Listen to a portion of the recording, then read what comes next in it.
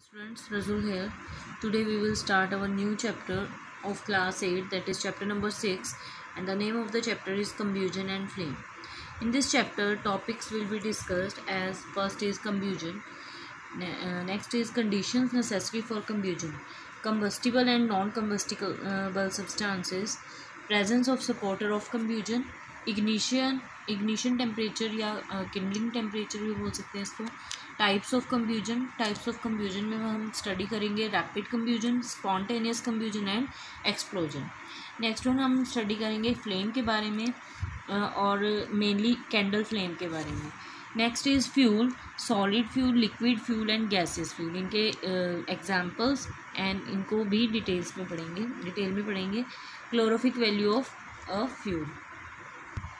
Next topic है characteristics of a good fuel, burning of fuels generates harmful products, principle of extinguishing fire, water as fire extinguisher and carbon dioxide as fire extinguisher. ये सारे topic हैं जो हम इस chapter में discuss करेंगे।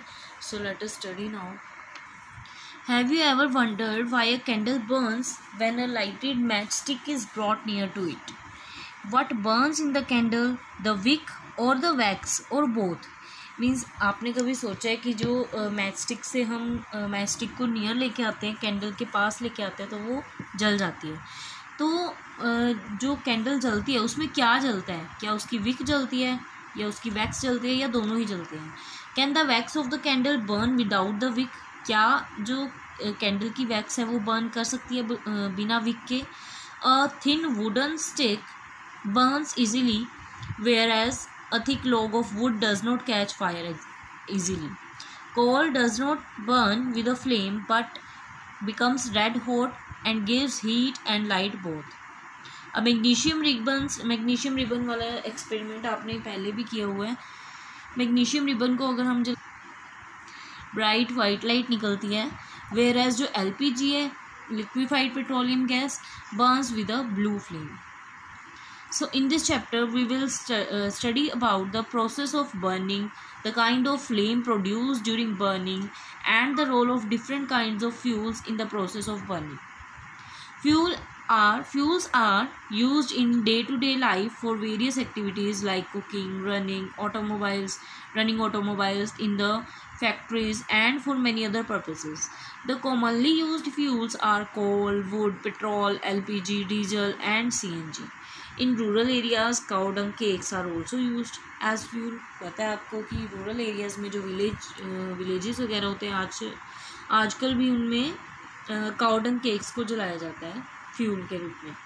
Next one is combustion. What is combustion? Combustion is the process of burning of a substance in the presence of oxygen. Means oxygen की presence, ये एक ऐसा प्रोसेस है जिसमें कोई सब्सटेंस बर्न करता है in the presence of oxygen. ठीक है, ऑक्सीजन की प्रेजेंस में। During the process of burning heat and light are evolve means emit होना, मीन्स इस प्रोसेस में, इस बर्निंग प्रोसेस में हीट और लाइट इवोल्व होती है। For example charcoal burns in air to give carbon dioxide and heat. अब देखो, अगर चारकोल को हम गर्म करें, बर्न करें एयर की प्रेजेंस में, तो वहाँ से कार्बन डाइऑक्साइड और हीट इवोल्व होएगी। जैसे C carbon means charcoal plus O2, oxygen की प्रेजेंस में इसको जलाया है तो क्या आया हमारे पास? CO2, carbon dioxide plus heat. Similarly natural gas और methane burns in air and forms carbon dioxide, water vapour and heat. Means अगर मीथेन जो नेचुरल गैस है, मीथेन है, उसको अगर हम बर्न करें, ठीक है, in the presence of air, तो हमारे पास क्या आएगा? कार्बन डाइऑक्साइड प्लस वाटर और हीट रिलीज होगी। When magnesium ribbon is burned in air, जब मैग्नीशियम रिबन को बर्न करेंगे एयर की प्रेजेंस में, it gives of a bright white light in the form of a white glow. आपको पता है कि अगर मैग्नीशियम रिबन को जलाते हैं तो ब्राइट वाइट लाइट प्रोड्यूस होती है, तो उसके साथ साथ ऐश भी निकलती है और क्या बन जाता है? MgO, magnesium oxide. ठीक है, and produces a white powder of magnesium oxide. Mg plus O2 gives 2MgO. In the above reactions, the substances that undergo combustion are called combustible substances. Means ये जो substances हैं जिसमें कंब्यूजन होता है उनको क्या बोलते हैं, कंबस्टिबल सब्सटेंसेस। और fuels like charcoal, natural gas etcetera. Fuels may be in solid, liquid और गैसेस फॉर्म। फ्यूल्स किसी भी तरह का हो सकता है, सॉलिड, लिक्विड या gaseous. A substance burns above its ignition temperature और किंडलिंग टेम्परेचर। अब देखो इग्निशन टेम्परेचर होता क्या है, the ignition temperature is the temperature at or above which a substance start burning. मतलब क्या है कि इग्निशन टेम्परेचर ऐसा टेम्परेचर है जिसके शुरू होने से ही वो चीज़ बर्न करना शुरू हो जाएगी, जिस टेम्परेचर पे वो चीज़ बर्न करना शुरू हो जाएगी। टेम्परेचर इग्निशन टेम्परेचर ऐसा टेम्परेचर है, ऐसा लोएस्ट टेम्परेचर है जिससे कोई भी सब्सटेंस फायर को कैच कर लेता है। The lowest temperature at which a substance catches fire, okay, that is called its ignition temperature. Every substance has a definite ignition temperature which may be as low as 35 degree Celsius, means कम से कम 35 degree Celsius हो सकता है, जैसे कि white phosphorus का होता है, और एज हाई और ज़्यादा से ज़्यादा 260 डिग्री सेल्सियस हो सकता है, जो कि रेड फॉस्फोरस का होता है। Since the ignition temperature of white phosphorus is so low that it catches fire on even slight heating, जो इग्निशन टेम्परेचर है वाइट फॉस्फोरस का वो इतना ज़्यादा लो है कि वो बिल्कुल थोड़ा सा भी अगर हीट हो जाए तो वो कैच कर लेता है फायर को। So it is stored immersed in water. Red phosphorus on the other hand may be stored in ordinary bottles, simply bottles का जो यूज़ करते हैं उसके अंदर स्टोर करके रखा होता है रेड फॉस्फोरस को। Next is conditions necessary for combustion. Combustion के लिए कौन कौन सी कंडीशंस का होना ज़रूरी है, मींस किसी भी चीज़ पे फायर लगने के लिए किस किस चीज़ की ज़रूरत होती है। सो 3 कंडीशंस हैं necessary for combustion, that is first is presence of a combustible substance. जो भी हम कोई भी सब्सटेंस ले रहे हैं वो ये है कि वो कंबस्टिबल होना चाहिए, ठीक है, जैसे कोई वो फ्यूल होना चाहिए तो ही वो जलेगा। Presence of a supporter of combustion. कौन है supporter of combustion? Air, oxygen, okay, तो ऑक्सीजन का भी प्रेजेंस होना ज़रूरी है। और नंबर 3 है अटेनमेंट ऑफ इग्निशन और kindling temperature, means ignition temperature का भी होना ज़रूरी है जो हम कंबस्टिबल सब्सटेंस ले रहे हैं। अब देखो जब तक इग्निशन टेम्परेचर ही नहीं होगा, अगर इग्निशन टेम्परेचर से कम टेम्परेचर है उस चीज़ का तो क्या होगा, आग जलेगी ही नहीं है, ठीक है। सो ये 3 थिंग्स है जो कि ज़रूरी होती है किसी भी चीज़ पे आग लगने के लिए, ठीक है, फायर के लिए। Combustible and non combustible substances. It is necessary for a combustible substance to be present for combustion to take place. Let us perform activity 5.1। अब देखो 5.1 एक्टिविटी में यहाँ पे कुछ थिंग्स ली हुई हैं, मटेरियल लिए हुए हैं अलग अलग सब्सटेंसेस, जैसे take substances like paper, sand, water, wool, wood, cloth piece, iron nails, kerosene oil, glass, match stick and stone.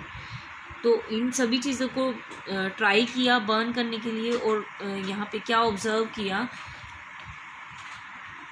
सो क्या ऑब्जर्व करेंगे, देखो ये सब्सटेंसेस हैं यहाँ पे कंबस्टिबल दे रखे हैं या नॉन कंबस्टिबल। जो जल जाएंगे, ठीक है, हीट प्रोड्यूस करेंगे, लाइट प्रोड्यूस करेंगे, उस पर कंबस्टिबल सब्सटेंस हो जाएगा, और जो नहीं करेंगे वो नॉन कंबस्टिबल। जैसे कि सैंड है, सैंड नहीं जलती है, वाटर नहीं जलता है, वूल भी और आयरन नेल्स हैं ये भी नहीं जलता है, ठीक है, ग्लास हो गया, स्टोन हो गया, ये सभी चीज़ें हैं जो नॉन कंबस्टिबल हैं। सो Not all the substances are combustible. Even those which burn differ in their ignition temperature. That's why some caught fire easily, while others took time to catch fire or did not burn at all. मतलब किसी किसी का ignition temperature, ये burn होना क्या होता है, ignition temperature पे डिपेंड करता है। कोई कोई ऐसा सब्सटेंस होता है वो जो आसानी से बर्न हो जाता है, ठीक है, जैसे कि सारे फ्यूल्स हैं, ठीक है। कोई सब्सटेंस ऐसे होता है कि जो थोड़ी देर में बर्न करना शुरू होता है, और कोई सब्सटेंस ऐसा है जो नहीं भी हो सकता burn. From the above activity you have observe that all the substances can not be burn, for example water, sand, iron nails, stones, glass etcetera do not catch fire on heating in air. Such substances are called non-combustible substances. Water and sand are used to extinguish fire. आपको पता है कि water और sand को use किया जाता है fire को ख़त्म करने के लिए, एक्सटिंग्विश करने के लिए.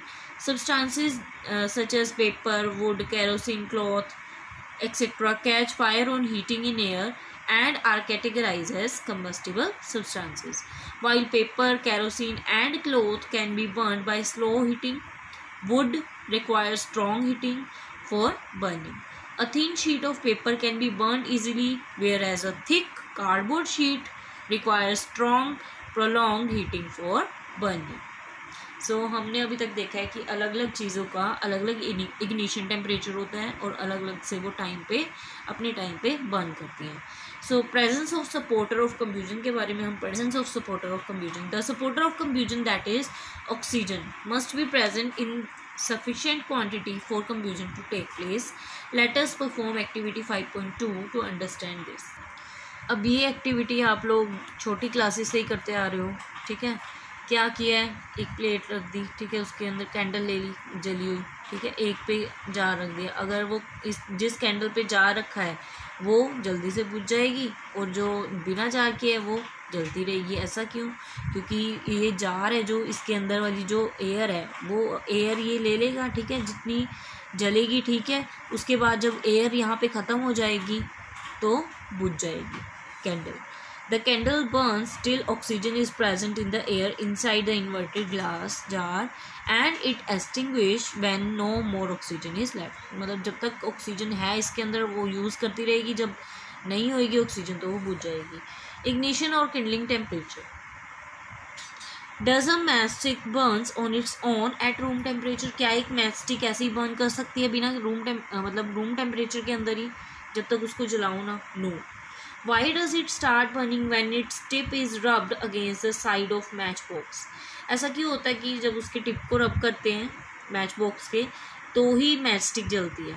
Why does a sheet of paper catch fire easily whereas a log of wood requires kerosene oil to start burning? ऐसा क्यों होता है कि एक अगर शीट ऑफ पेपर हो उसको जलने वो आसानी से ही जल जाता है, पर जो लॉग होता है वुड का वो टाइम लेता है, मतलब केरोसिन ऑयल डालना पड़ता है तो ही वो बर्न करता है, मतलब कोई फ्यूल डालना पड़ता है उसमें. Actually different substances burn at different temperatures. Late us perform activity 5.3 and 5.4 to know more about ignition temperatures of different substances. So this is our part 1 of this chapter. Rest of the chapter will be discussed in next part. Share and subscribe my channel if you like. Thanks for watching.